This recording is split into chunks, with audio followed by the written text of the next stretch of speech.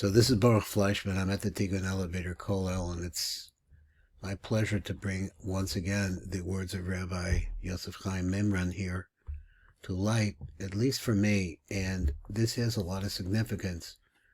In this piece, and we may be doing a 2 or 3 part series here, at least 2, because it's a pretty long piece, but at the same time, we should have some concept of what's going on. So anyway, this is the 45th year for Rabbi Mimran. 45 is the gematria of Adam, which is a basic concept of Zeir Anpin. So let's look over here and read these words and try to understand them. And we may be breaking this down because it's a lot of major material. Let's just look at the page if I can get it all in. Yeah, I can get it all in. So it says like this, and we're really still working the Shari Kedusha. So people want to get an introduction into Sod. So you can find Shari Kedusha. It's written by Rabbi Chaim Vital. So we could see what it is really to take a look at Kabbalah. So he writes there, the soul is comparable to a very long branch that sprouts forth from its roots, right, which is attached to the tree and extends itself into the body of man. So this branch, which is attached to the tree, it sprouts forth from the tree and it attaches itself into the body of man. Now, more words. Well, a person desires to connect to his source, the light of his mind, which is referred to as the thing being perceived by the perceiver. Now, exactly what that phrase means, I really don't know, but considering the rest of the book, it means the ability to be able to perceive your thoughts, perhaps. Also known as the perceptual soul, that is, the soul that looks at itself, looks at what we think, goes up to the eternal mind itself, which is actually the higher root of his soul. Oh, pretty heavy language there. There they attach to each other and become one through meditating, thus creating an energy bond which comes from the mind to the perceiver. Now let me say this again.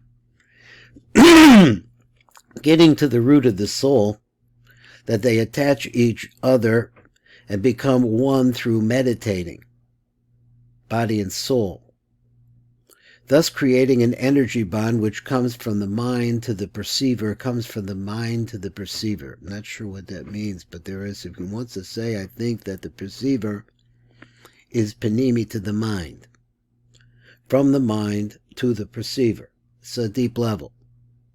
So when we look at things in the way as a perceiver, it follows that he will perceive the light and the energy itself, if you can get to the level of perceiver. It then descends from the mind to the thinking soul.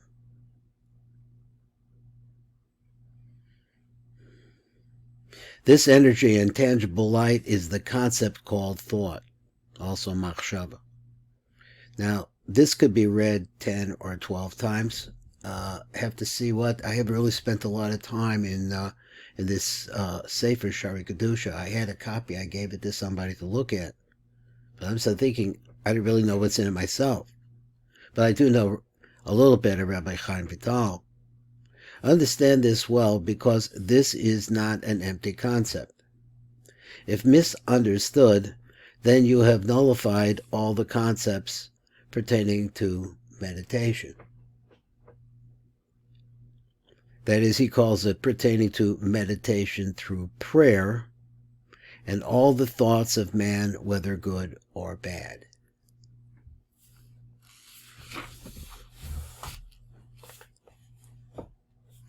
Let's learn a little bit more, because that was kind of like a little trip into language. Maybe if we learned it in Hebrew, it would come out easier.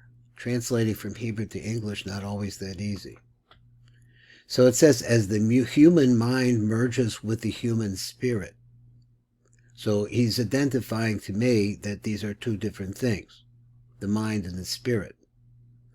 We become unfettered by the rigid, constrictive limitations of the physical universe and the forces of din permeating it. Contractions. As the mind expands into the realm of spirit, our consciousness attains access to numerous dimensional planes above our own. Thus, when we perform a meditative visualization technique, it has repercussions far beyond the confines of our limited physical space, because our feet are on this ground. Yes, the mind can travel much further, therefore, as to infinity, therefore, as it is below, so it is above. If you wish to reach higher levels, then higher levels are moving up. What we think about or meditate upon here below manifests above. Okay? Let's read a little bit more. Our sages teach us that everything is to be found in the Torah. Our sages also teach us that the entire Torah is the name of Hashem. The holy Mikubalim have already understood the meaning of this. Using techniques, should be an S there, passed down to them from the biblical prophets, received by them from Moshe Rabbeinu himself. Our holy Mikubalim have learned how to draw from our holy Torah. They take from our holy Torah divine powers when intertwining and combining its letters. Now this is a piece that I want to read one more time, this paragraph again, because of this last part, because then it says these letters combinations are what we refer to as the Shemot HaKadoshim, that is the holy names of God. Now we see these, and Rabbi Mimran is coming to teach us this thought. Now I have to go, we'll try and make a little bit faster. Our sages teach us that everything is to be found in the Torah. Our sages also teach us that the entire Torah is the name of Hashem. The holy Mikubalim have already understood the meaning of this. Using techniques passed down to them from the biblical prophets, so there's different techniques, received by them from Moshe Rabbeinu himself.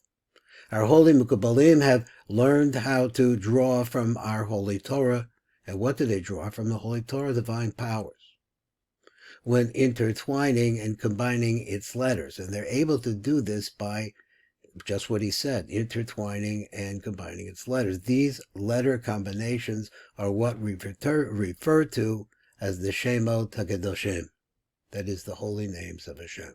Okay, that's going to be the shir here, and I really like this, and thank you very much for listening. Baruch Fleischman.